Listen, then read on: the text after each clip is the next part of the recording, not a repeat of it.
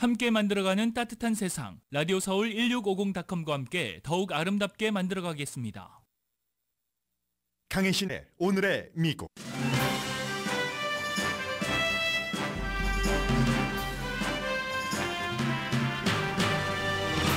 누구에게는 영웅이고 누구에게는 최고 악당인 줄리안 어산지가 결국 미국 법무부와 협상해 유죄를 인정하고 고국 호주로 돌아갑니다. 호주와 미국의 외교적인 물밑 작업이 있었습니다. 역사적으로 가장 중요한 대선 후보 토론 이틀 전입니다. 바이든 대통령 보좌진은 토론에서 활력 있게 보이라고 바이든 대통령을 푸시하고 트럼프 전 대통령 보좌진은 토론에서 성질을 누그러뜨리라고 푸시합니다. 트럼프와 바이든 두 사람 모두와 유일하게 대선 후보 토론을 해본 힐러리 클린턴 전 국무장관이 기고문을 썼습니다. 트럼프는 소리 질러야만 할 이유가 있고 바이든은 그를 제압해야 하며 미국인은 정책 이외에 말하는 태도를 봐야 한다고 썼습니다. 주이시 크리스천 유니테리언 유니버설리스트 그리고 비종교인이 루이지아나주를 고소했습니다. 10계명을 모든 공립학교 교실에 걸어야 한다는 미국 최초의 법이 개신교 신자가 아닌 학생들을 차별한다는 주장입니다. 오늘 미국의 주요 신문은 낙태와 미성년자 성치료 그리고 기후변화 이런 이슈들을 크게 다뤘습니다. 트럼프 전 대통령의 지지율을 낙태 이슈가 깎아내린다는 보도는 이어집니다. 워싱턴 포스트는 140도에서 견디도록 제작된 아브라함 링컨 왁스 동상이 촛농처럼 흘러내리는 그 장면을, 또 월스트리트저널은 강이 모든 면적을 어떻게 잡아먹는지를 보여줍니다. 트럼프 전 대통령이 재선되면 러시아가 획득한 영토를 현 상태에서 유지하면서 휴전 협상을 하고, 휴전 협상에 우크라이나가 받아들이면 무기를 지원하고 아니면 무기 지원을 끊는다는 구체적인 안이 나왔습니다. 미국 항공 여행객은 독립기념일에 앞서 이미 기록을 세웠습니다. 독립기념일 연휴가 있는 이번 주말이나 다음 주가 아닌 지난 일요일 거의 300만 명이 공항 검색대를 통과했습니다. 엔비디아는 사흘 동안 약 16% 주가가 내려갔습니다. 하락에는 이유가 있고 오늘은 회복세입니다. 여러분 안녕하십니까? 오늘의 미국 강희신입니다. 복잡하기도 하고 길기도 한 스토리지만 짧게 요약할 수도 있는 그 뉴스가 오늘 세계의 공통적인 탑 뉴스입니다. 미국 교도소에 수감되지 않는 조건으로 스파이 혐의 유죄를 인정한 줄리안 아산지. 뉴스 많이 들어보셨지만 많이 잊으셨죠. 호주 출신, 지금은 이제 52살이 됐지만 옥중 결혼도 했고요. 본인을 변호하던 그 여성과 2022년도에 걸프렌드, 보이프렌드로 지내다가 결혼을 해서 지금 아이도 있습니다. 그런데 이제 이 사람이 지금은 52살이지만 14년 동안 도망자 내지는 미국과 법적 싸움을 하던 끝에 결국은 18개 혐의, 하나는 컴퓨터에 관한 것이고 나머지는 스파이 혐의입니다. 그런 것에 대해서 어떤 그 하나 혐의에 대해서 유죄를 인정을 했고, 그리고는 이제 그 호주로 자유로 돌아간다 하는 건데, 줄리안 아산지라는 사람이 2006년도에 위키릭스를 만든 사람입니다. 릭스, 폭로하다, 흘리다 하는 거잖아요. 그래서 위키릭스를 통해서 수많은 기밀 정보, 미국 정부 주장으로는 이게 국가 안보를 위협했다는 것이고, 그리고 줄리안 아산지나 아니면 그를 지원하는 사람들은 언론의 자유다라고 얘기를 합니다. 이 사람이 1인이긴 하지만 14년 동안을 도망자 생활도 했고 법정 싸움도 하면서 미국 검찰은 지금 1000만 건이 넘는 그런 자료를 유출을 했고 동영상도 유출을 했다 해서 18개 혐의로 이제 이 사람을 미국으로 송환하기를 원했지만 이런저런 일들로 14년 동안 결국 송환하지 못했습니다. 그렇다고 미국이 완전히 지면서 이 호주 사람을 호주로 넘겨주는 것은 아닙니다. 선거철이기 때문에 바이든 대통령도 세계에서 이거 너무 오래 끌어왔다 하는 것을 매듭을 짓고 싶은 거죠. 스파이 혐의를 인정을 했습니다. 2006년도에 위키릭스를 만들어서 2010년도에 미국의 군사기밀 그리고 외교 문서를 입수해서 폭로를 했습니다. 너무 많은 내용이 나와서 이 저널리스트들도 다 읽어볼 수 없는 그 가운데 뭐 한국에 관해서도 있었고 미국에 관해서도 있었는데 결국은 미국의 국방 기밀을 빼내서 공개를 했다는 건데 포커스 자체는 두 가지만 지적하라고 하면 아프가니스탄 전쟁과 이라크 전쟁에서 미국도 전쟁이니까 어떻게 민간인이 숨졌는가 이런 것들을 막 영상까지 보여줬거든요. 특히 이제 이라크의 수도인 바그다드에서 민간인이 숨지는데 그 위에 막 미군 헬기가 떠 있고 하는 그런 것들. 그리고 이제 이 호주 사람이 그 같은 정보를 입수하는 데는 첼시 매닝이라고 여러분들 기억하시죠? 나중에 이제 뭐 성전환도 하고 했었던 육군 정보 분석가. 이 첼시 매닝을 통해서도 많은 것들을 입수를 했고 첼시 매닝은 벌써 오래전에 2017년도에 버락 오바마가 대통령이 되고 나서 원래 35년 징역형을 받았습니다. 그 케이스로. 그런데 그걸 이제 감형하고 석방하고 했었죠. 이제 위키릭스의 줄리안 아산지는 처음에는 이제 미국이 막 송환하기를 원하고 있는데 런던에 있는 에콰도르 도서관이래요. 대사관에 숨어 있었죠. 7년 동안 에콰도르에서 망명을 받아줬기 때문에. 그러다가 나중에 이제 에콰도르에서 쫓아내버렸습니다. 대사관에서.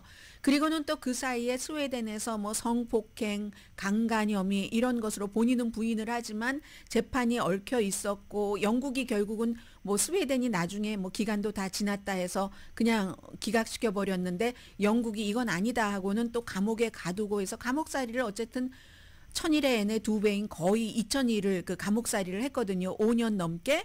그래서 이번에는 미국으로 오는 것을 원치 않습니다. 합의를 했어도 미국이 아닌 태평양의 미국령 그 섬에서 오늘 로스앤젤레스 시간으로 오후 3시거든요. 재판을 받아서 판사가 이제 그 형량을 하겠죠. 그런데 그 형량이 이미 영국에서 감옥에서 수감된 딱 그 62개월인가 그렇습니다. 5년 조금 넘죠. 그런 정도로 하고 이제 호주로 풀려나게 되는 그런 거거든요. 그럼 14년을 도망자와 수감자로 지냈던 인생의 뭐 거의 뭐 4분의 1 정도는 되잖아요.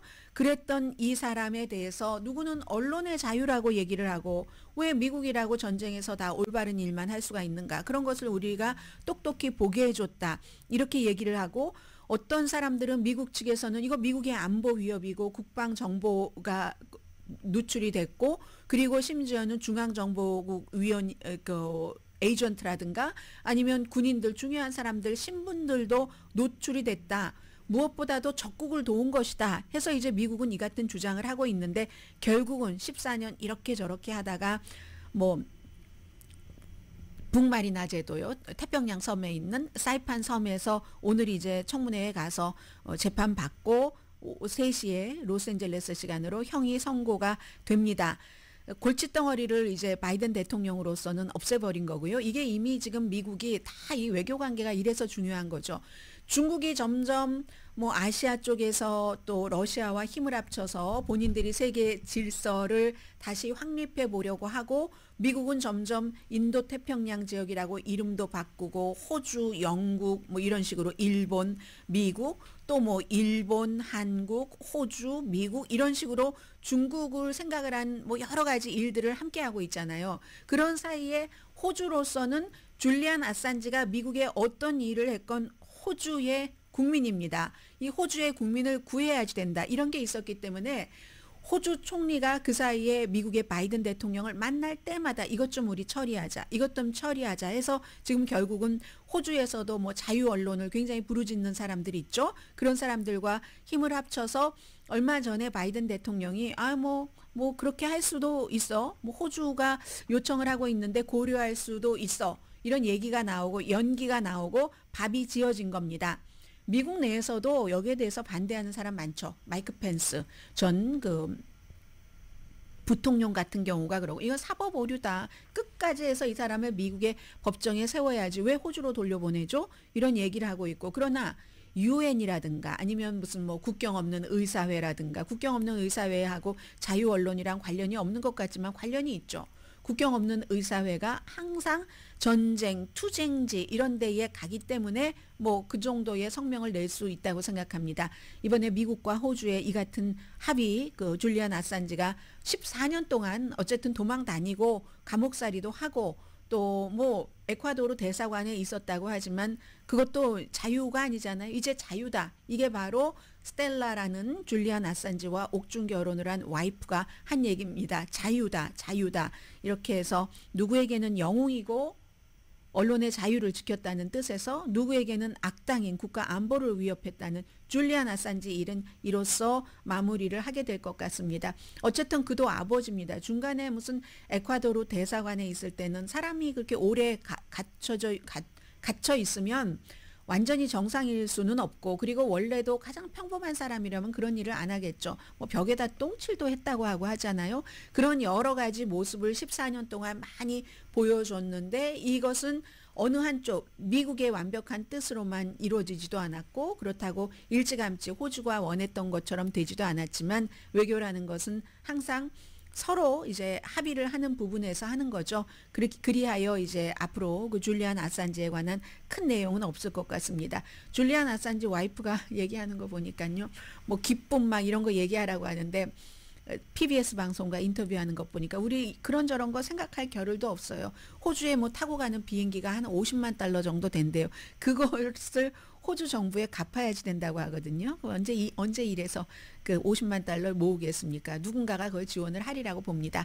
그리고 아이들이 어리겠죠. 2022년도 결혼했지만 아이들한테 아빠가 풀려나는 것을 얘기하지 않는다라고 하는 것으로 봐선 결혼하기 전에 아이가 있었는가요? 그래서 아직 깜짝 놀랄 선물을 주려고 얘기하지 않았다. 이런 얘기하는 것을 들었습니다. 그리하여 일반인들과는 별로 상관이 없어 보이기도 하지만 정말 오랜 동안 14년 동안이나 2010년부터 지금까지 뉴스로 했었던 줄리안 아산지 문제는 이제 여기서 마무리가 됐습니다.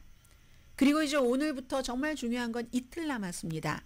로스앤젤레스 시간으로 목요일 저녁 6시부터 90분 동안 1시간 30분 동안 CNN 방송에서 트럼프 전 대통령, 바이든 대통령, 트럼프 전 대통령 후보 토론회가 열립니다. 얼마나 이게 중요하면 뉴욕타임스는요, 60명의 저널리스트를 이 토론을 커버하도록 배치를 했답니다. 야, 그러니까 뭐 팩트 체크하는 사람도 수없이 많을 거예요. 그리해서 가장 중요한 것은 이제 바이든 대통령 지지율이 최근에 오르기 시작하잖아요. 올라도 트럼프보다 미칩니다. 지금 오차범위 안에서 오르기 시작한 것은 그가 활력이 있는 정력적인 모습을 보여준 국정연설 때부터였습니다. 3월 달에. 저도 그때 놀랐거든요. 그때부터 오르기 시작했으니까 그걸 지금 토론에서 유지를 해야지 된다. 활력 있게 보여라. 그게 제일 중요하다. 나이 문제가 있으니까요. 트럼프 전 대통령은 오히려 반대로 좀 컴다운 해야 된다. 성질을 누그러뜨려야지 된다. 보좌진들이, 어드바이저들이 계속 두 사람에게 강조하는 게 그런 얘기라는 겁니다.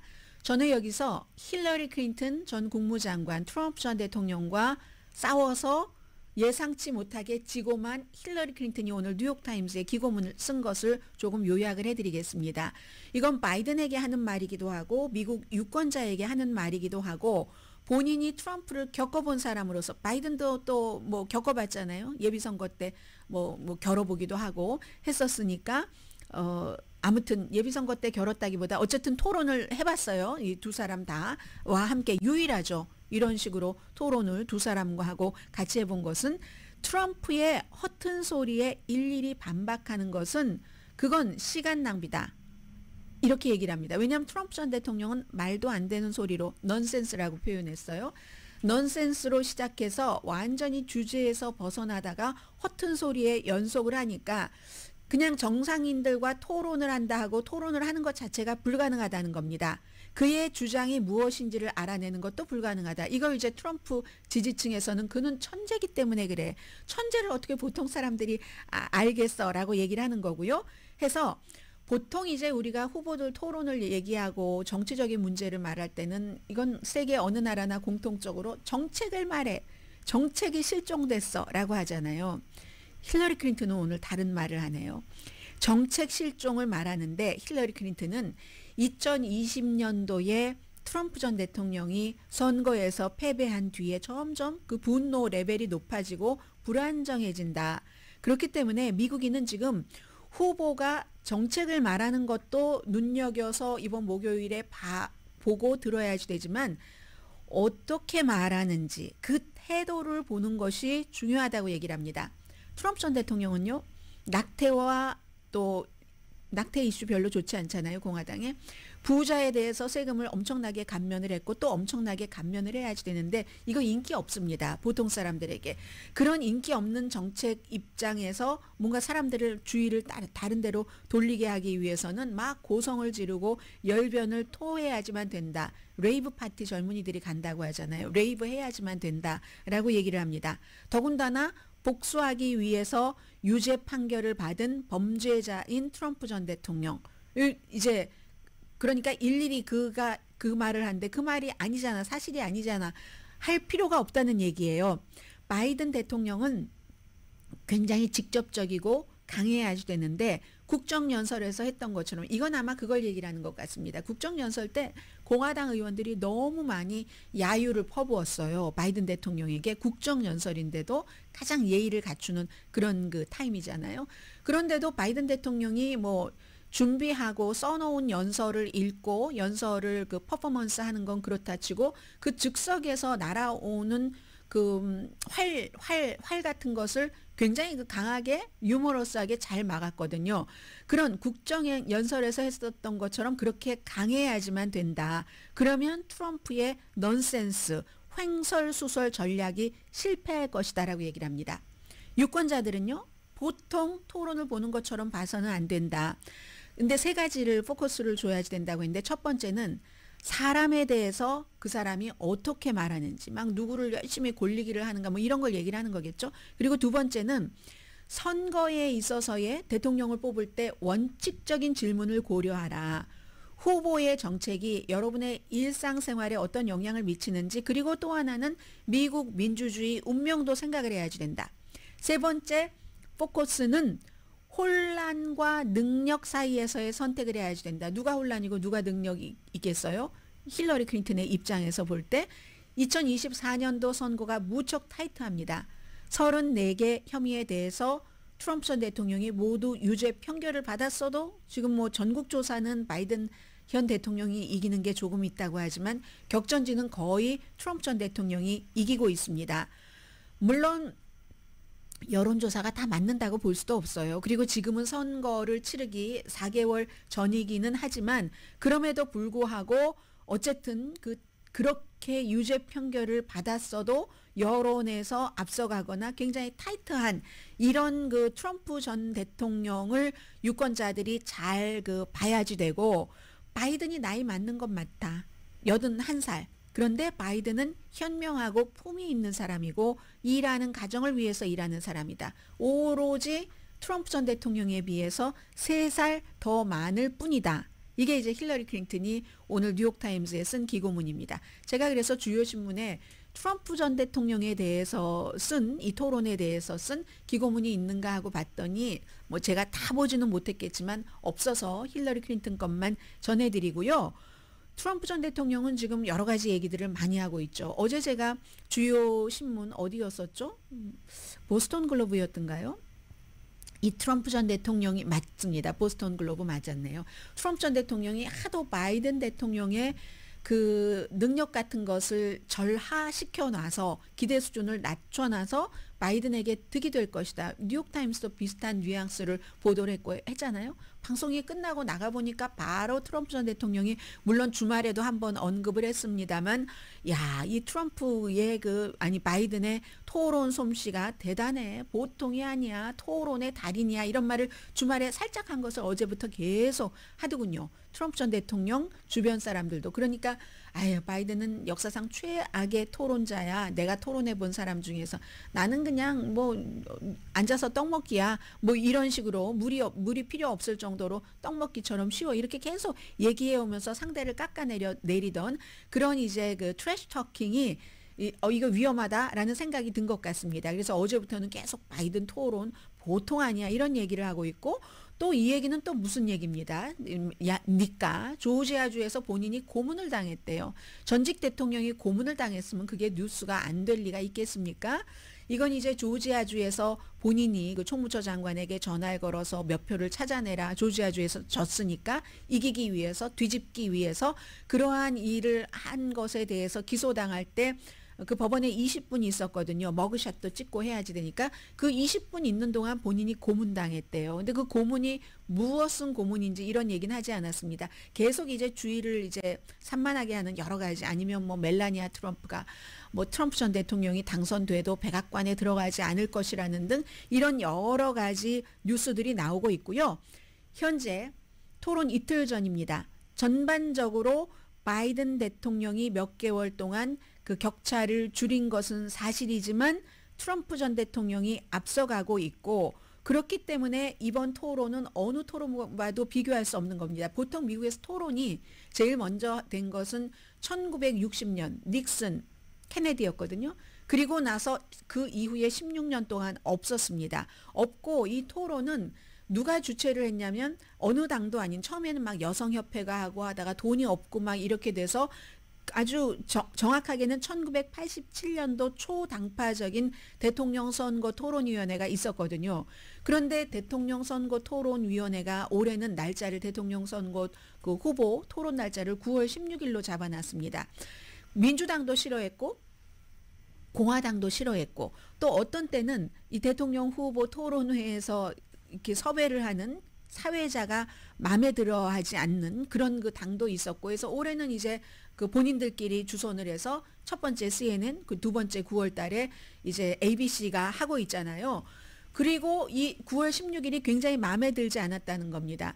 팬데믹 이후에 여러분 어떠세요? 웬만하면 모든 것을 다 직접 가지 않아도 되는 건 안 가고 하잖아요. 공화당조차도 트럼프 전 대통령 몇 번 되더니 이젠 사전투표 하라고 하죠. 공화당이나 트럼프 전 대통령도 팬데믹 이후에는 사전투표 같은 것이 굉장히 늘어났기 때문에 선거위원회가 마련해 놓은 9월 16일이면 이미 한 10개 주 이상이 투표용지가 다 발부된 그런 상태입니다. 그래서 더 일찍 하길, 아주 최초예요. 이렇게 일찍 하는 건 대통령 후보 토론회를 뭐 선거 4개월 전에, 그런 게 하나가 이유가 있고, 두 번째는 뭔가 실수를 했을 때 두 사람 다 지금 찜찜한 부분이 있는 거죠. 만회할 시간을 벌기 위해서. 그래서 조금 일찍 한다 말씀드리면 되고요. 전국적으로는 양자 대결이나 아니면 로버트 케네디를 포함한 3자 대결에서 트럼프 전 대통령이 무슨 한 1, 2, 3%포인트 정도 앞서갑니다. 아니, 전국 대결은 뭐 거의 비슷하다고 보고 격전지에서 그 정도 앞서가는데 전부 오차범위라고 말씀드리면 되겠고요. 말씀드리는 것처럼 오늘 선거가 치러질 것도 아니고 여론조사가 다 맞는 것도 아니지만 지금부터 중요한 건 그겁니다.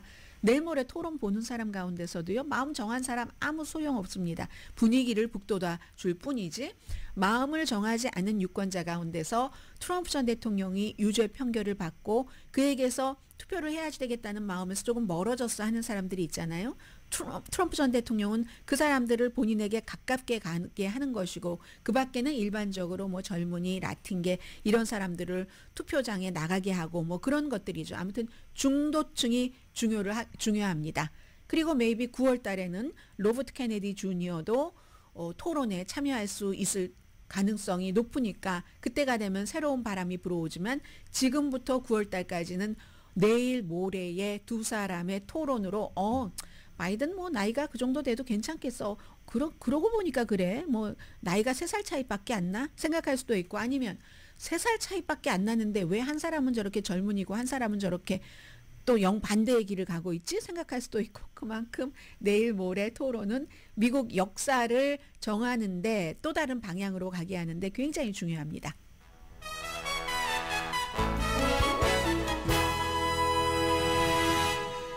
오늘의 미국은 전문가가 추천하는 이민법, 가정법 전문 제인정 종합법률사무소, 총 20억 달러 승소, 교통사고와 상해 전문 브라이언 타필라와 CG 변호사 그룹, 집융자 홈 에퀴리 라인업 크레딧, 급한 하드머니도 정말 쉽게 잘하는 융자나라 공동후원입니다. 자, 오늘 미국의 그 주요 신문의 일면에 이제 탑 뉴스들을 조금 간추려 보겠습니다. 다 지역마다 관심도도 다르지만 그 관심도에서 다 느끼는 면이 있고 배우는 면도 있고 하거든요.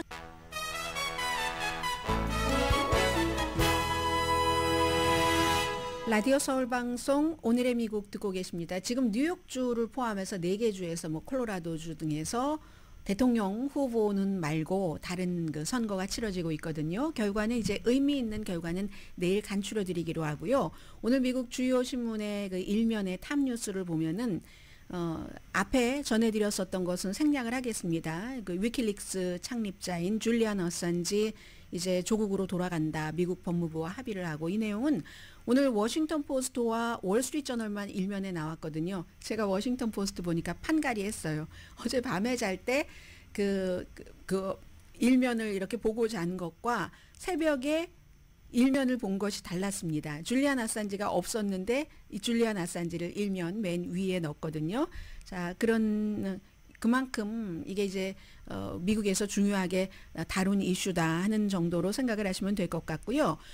낙태에 대해서 뭐 뉴욕타임스라든가 특히 그 애틀란타에서 이번 토론이 있잖아요. 저는 그 CNN 본사를 가봤었는데 CNN에 가려고 간 게 아니라 그때 제가 한 15년도 더 됐을걸요. 티에 대해서 마시는 차에 대해서 관심이 많아서 티 박람회가 그 애틀란타 그 컨벤션 센터에서 열렸습니다. 그 같이 있으니까. 그래서 그 CNN을 가봤는데 이번에 그 애틀란타에서 토론이 있잖아요. 그러니까 그 토론과 함께 조지아주의 여론조사 결과 그리고 낙태와 연관시켜서 이렇게 보도를 했고 또 USA 투데이도 낙태에 대해서 보도를 했는데 일면에요. 보면은 먼저 뉴욕타임스는 민주당은 이제 그 연방 대법원에서 낙태 권리를 폐지한 뒤에 정말 아주 그 공화당을 강하게 비난을 할 그런 하나의 이슈를 지금 쭉 가고 있는 거잖아요.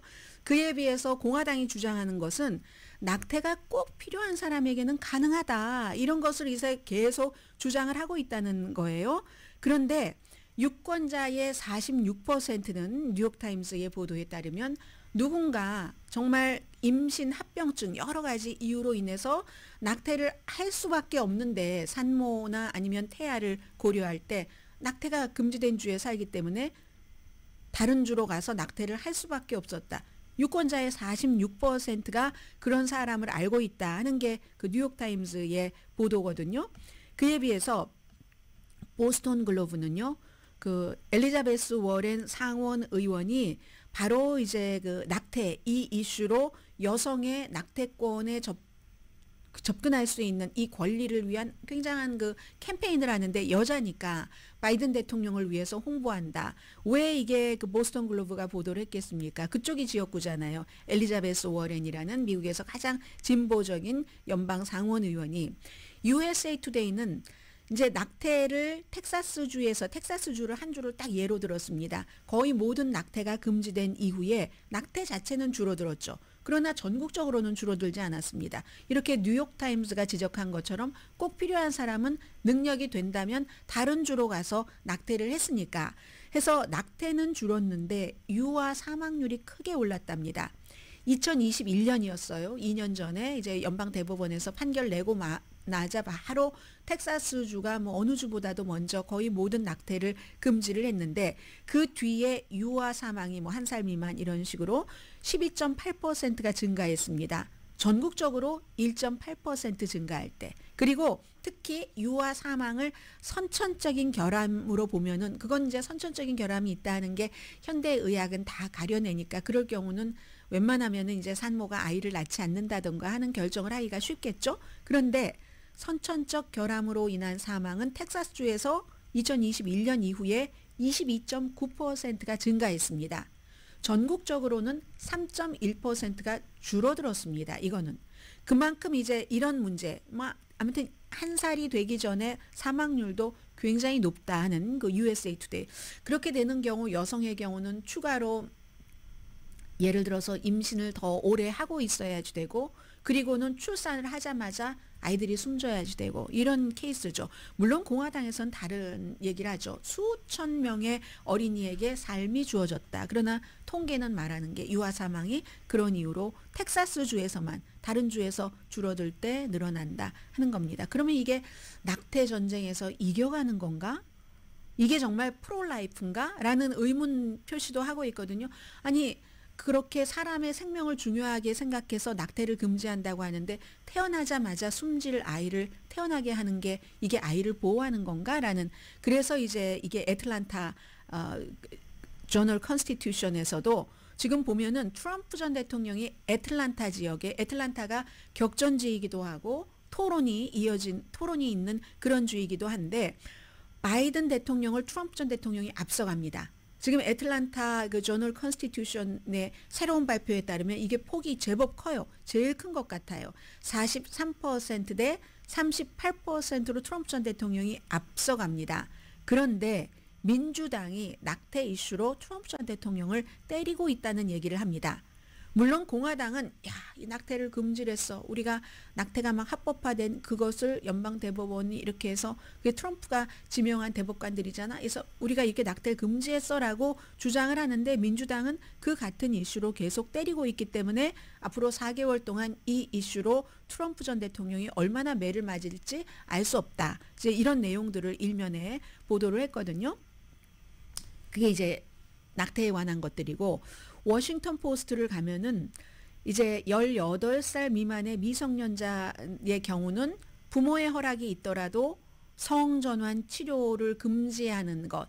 이 안이 합헌이냐 위헌이냐. 어제 말씀드렸잖아요. 테네시주 케이스라고 호르몬 치료도 제한을 해야지 되고 이 연방 대법원이 처음으로 심의하는 케이스이기 때문에 너무 중요한 것이고 이게 사실은 올해 10월 달에 시작돼서 새로운 회기에 연방 대법원에 그래서 이제 판결 자체는 다 이제 선거가 끝난 뒤에 내년 여름쯤에 나올 것으로 예상이 되는데 지금 25개 주네요. 지금 오늘 그 워싱턴 포스트가 꼼꼼하게 계산을 해놓은 거 보니까 현재 테네시주뿐만이 아니라 이제 성전환이라든가 성적인 그런 것의 정체성에서 치료가 필요한 미성년자들 치료하는 것을 법적으로 금지한 주가 25개 주랍니다. 사우스캐롤라이나주가 제일 마지막으로 합류를 해서요. 그런데 이제 이 같은 치료가 지난 10년 이상 가능했었고 의사협회에서는 거의 이걸 이제 지지를 합니다. 왜냐하면 의사들은 그 마인드 자체가 한 명이라도 환자가 있으면 그 한 명의 환자라도 치료하는 것이 제일 첫 번째 목표잖아요. 히포크라테스적인.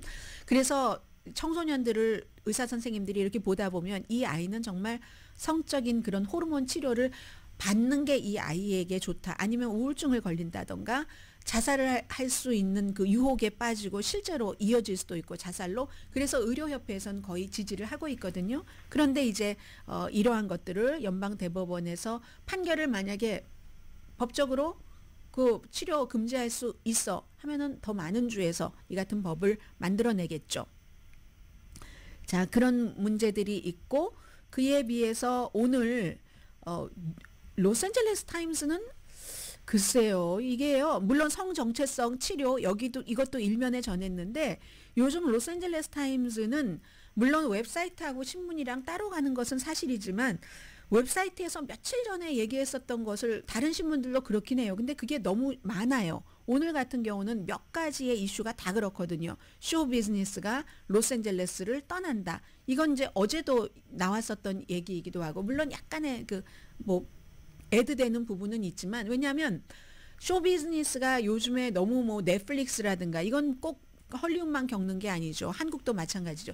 넷플릭스라든가 이런 많은 주체가 생겨서 조금 슬로우할 뿐더러 게다가 되고 렌트비가 너무 비싸다는 겁니다. 그런 게 이제 일면에 실렸고 또 하나는 폭력적인 친팔레스타인 시위 웨스트 LA에서 있었던 주말에 있어서 어제 이미 다 보도됐었던 그런 내용이잖아요.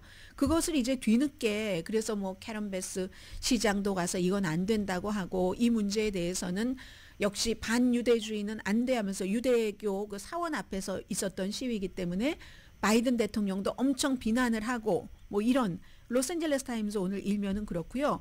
그리고 제가 흥미있게 본 두 가지 이슈는 이게 기후변화죠. 워싱턴 포스트의 경우는 지역 신문이니까 역시 지난번에 그 달리라는 큰 컨테이너쉽이 그 다리를 무너뜨리고 어느 정도 이제 수습하기 시작해서 이제는 거의 정상 가동이 되는 것 같기도 한데요. 프란시스 스캇 키 브리지가 그게 이제 일면에 크게 사진을 찍고 일면 아래는 에브라함 링컨 동상 있죠. 에브라함 링컨 동상은 동상인데 왁스로 만들어 한국말로 밀랍 인형 이렇게 표현을 하던데 그보다는 그냥 왁스라고 표현하는 게 더 좋을 것 같아요. 왁스인데 바깥에 있는 그 왁스니까 이게 이제 그 한 화씨 140도 정도는 견딜 수 있게 그렇게 만들어진 것이라고 하거든요. 그런데 140도 정도는 견딜 수 있어야지 되는 게 얼마나 뜨거웠으면 그게 다 주저앉아서요. 링컨의 목은 없어져 버렸어요. 그리고 철퍼 주저앉아 버린 막 촛농이 흐르듯이 그 정도로 기후변화가 위험하다 하는 것을 알 수 있는 거고요. 그리고 월스트리트저널 일면에 보면은 아이오와주의 수시티에서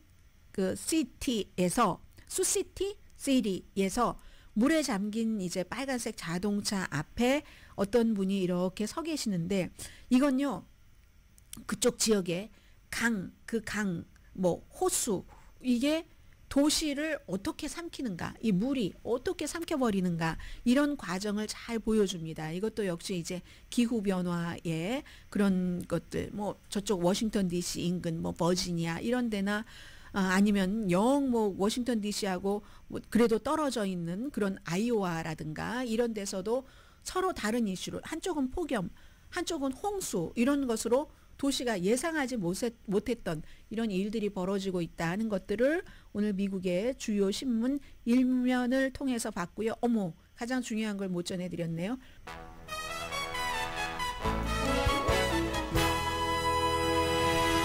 라디오 서울 방송 오늘의 미국 듣고 계십니다. 이상하게 휴일은요. 휴일이라고 쉬지 않았는데도 그 느낌이 아주 사람을 좀 여유롭게 합니다. 얼마 전에 준틴스 연방 그 공휴일이 있었죠. 그리고 7월 4일 독립기념일 그 연휴가 있죠. 7월 4일이 며칠인가요? 목요일 아닌가요? 다음 주? 다음 주 목요일 맞네요. 그런데도 목요일도 역시 방송하는 뉴스 하는 사람들은 뉴스 하잖아요. 벌써부터 행복해집니다. 제가 아마 못하고 있는 게 많다고 생각하는 것 같아요. 물론 많이 봐주시고 많이 들어주시고 하면 너무 감사하고 좋지만 또 적게 봐주시고 적게 들어주시면 좀 단점들을 널리 퍼뜨리게 하지 않는다 이런 의미에서 그런지 더 조금 봐주실 때는 마음이 더 편안하기도 하거든요. 그래서 행복해지기도 합니다. 미국 항공 여행객이 아마 올해 독립기념일 그 연휴를 전후로 해서 최고를 기록하지 않을까 했는데 이미 깼네요. 6월 23일인가요? 지난 그 일요일에 깼다고 합니다. 거의 300만 명이 공항의 검색대를 통과해서 하루 날짜로 최고라고 하거든요. 보통 이제 목요일이니까 오늘이 오늘 6.25네요. 오늘이 25일이고 25일부터 7월 8일 다음 주에 목요일이 독립기념일이고 그 다음에 금, 토, 일, 월 이렇게 끼고 7월 8일까지 3,200만 명 정도가 그 공항을 통과할 것으로 예상들을 하고 있는데요. 지난해보다 한 5.4% 증가하지 않을까. 보통 이제 독립기념일 연휴가 가장 이제 여행 그 업계에서는 바쁜 여름이기도 하죠. 그런데 올해는요, 교통안전위원회가 얘기하는데 의회에서 뭐 법안이 통과가 됐고 바이든 대통령이 서명을 해서 예산으로 필요한 곳에 사람 인원을 늘렸기 때문에 여행객들이 크게 불편하지 않으실 것이라 하고 교통안전부에서 얘기를 하고 있습니다. 그리고 이렇게 여행객이 늘어났다고 하는 것은 그것도 이제 독립기념일 시작되기 일주일 전에 사상 최고의 항공객 여행 기록을 세웠다고 하는 것은 경제가 아무래도 괜찮다는 그런 그 신호가 되겠죠. 가장 붐빌 날은 독립기념일 다음 날인 7월 5일 금요일이 가장 바쁠 것이다. 이렇게 예상들을 합니다. 그리고 트리플 A는요. 미국 자동차협회 7월 4일 그 주에 목요일이지만 그 주에 뭐 7,090만 명이 집에서부터 50마일 이상 떨어진 곳을 여행할 것이다. 이렇게 예측을 했습니다. 엔비디아 주식 그 며칠 동안 너무 많이 떨어져서 많은 분들이 궁금해 하셨을 것 같고 오늘은 지금 현재는 거의 6% 정도가 어제보다 회복이 됐거든요. 어제와 비슷한 내려간 만큼 거의 회복이 되고 있는데 5.65% X로 6달러 67센트에서 현재 124달러 78센트 처음에 그 딱 분할해서 120달러의 거래를 시작했잖아요. 그런데 지금 이제 4달러 78센트가 올랐네요. 그런데 목요일, 금요일, 어제 월요일 사흘 동안 16%가 주식값이 하락을 했습니다. 이 칩메이커의 엔비디아의 앞으로 10년 동안 가장 중요하다는 회사의 주식값이. 그래서 지난주에 세계에서 가장 가치 있는 회사로서의 잠시의 위치를 마이크로소프트 내주고 하다가 다시 이제 3위로 내려앉았거든요. 지금은 이제 3조 달러가 아니라 어제 이제 2조 달러, 2조 9,100억 달러, 다시 3조 달러 올랐겠네요. 오늘 많이 올라갔으니까. 어제도 거의 7% 정도 하락을 했었거든요. 그래서 5천억 달러 이상이니까 현재는 3조 달러 또다시 넘었습니다. 그런데 S&P 500 상승의 3분의 1을 엔비디아가 지금 다 끌고 온 것이기 때문에 갑자기 이렇게 사흘 동안 16%가 내려갔어. 그러다가 이제 6%는 현재 회복됐고, 이건 근데 아직 시간이 많이 남아서 어떻게 될지 모르겠네요. 더 회복될지 아니면 내려갈지 모르지만 그게 사람들을 굉장히 불안하게 하는데 제일 중요한 건 그겁니다. 물론 차익을 챙기는 거 너무 많이 올랐으니까 120달러에 시작을 해서 불과 뭐 몇 주일, 2주일도 안 된 것 같은데 6월 10일이었으니까 2주일 정도 그랬는데 2주일 안 된 사이에 135달러만 이렇게 올라가니까 차익을 챙기려는 사람들이 당연히 있겠죠. 지금 팔았다가 어차피 조금 내려가면 또 사야지. 그런 사람이 있고 또 하나는 젠슨 황이라는 CEO가 본인의 그 주식을 굉장히 많이 팔았습니다. 9,500만 달러 이상의 주식을 팔았는데 이것은 그 분할하기 직전과 직후에 이 사람은 꼭 차익을 챙기려고 이렇게 설명한 매체가 많이 있던데요. 그게 아니고 그게 규칙이랍니다. 분할을 할 때에 여러 가지 그 규칙이 있어서 가격이 어느 정도까지 올라가면 자동적으로 이 CEO가 내부 거래자들 CEO가 갖고 있는 것을 팔아야지 되는 자동적으로 본인이 뭐 어디 눌러서 누구에게 지시해서 판 게 아니라 그게 이제 10b5-1 여기에 따라서 자동적으로 판 거랍니다. 그러니까 엄청나게 많이 팔았으니까 젠슨 황이 판 것도 그렇게 많으니까 가격이 많이 내려갔고요. 제가 그 파이낸셜 타임즈의 보도를 전해드리고 있는데 파이낸셜 타임즈가 엔비디아에 뭐 좀 얘기 좀 해주세요 하니까 노 코멘트라고 하고 파이낸셜 타임즈도 이런 방면에 굉장히 아주 그 환한 곳이니까 이렇다 저렇다 아주 분명하게 얘기를 할 텐데 분명하게 얘기를 하지 않습니다. 앞으로 어떻게 될 것인가 아무도 모르는 일이긴 하지만 다만 차익을 챙기려는 사람 이 파이낸셜 타임스는 차익을 챙기려는 사람보다는 젠슨 황의 주식이 자동적으로 팔렸기 때문에 이게 이렇게 가격이 내려갔다는 거에 포커스를 많이 뒀습니다.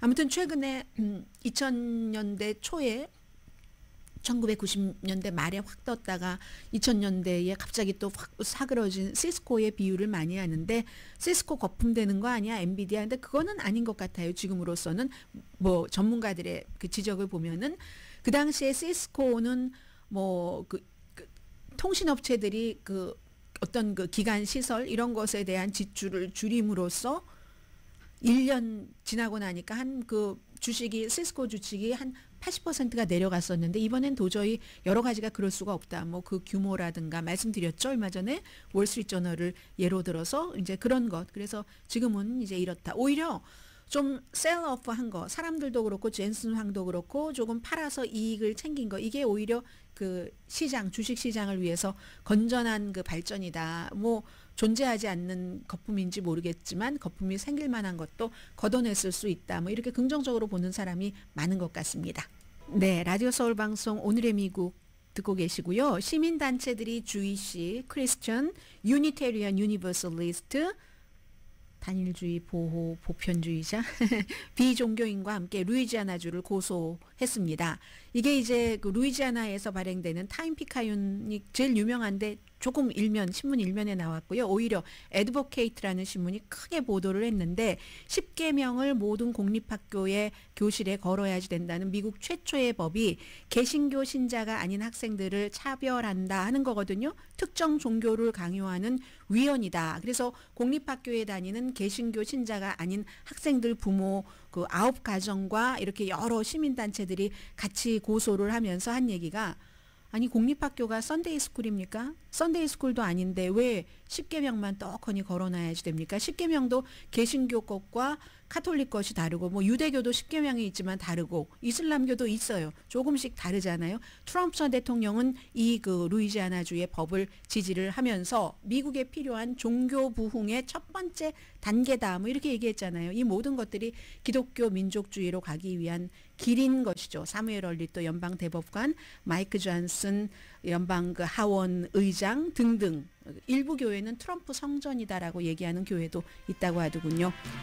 오늘의 미국은 전문가가 추천하는 이민법, 가정법 전문 재인정 종합법률 사무소, 총 20억 달러 승소, 교통사고와 상해 전문 브라이언 타필라와 CG 변호사 그룹, 집융자 홈에퀴리 라인 오브 크레딧, 급한 하드머니도 정말 쉽게 잘하는 융자 나라 공동후원이었습니다. 10시에 브라보 마이 라이프 방송됩니다.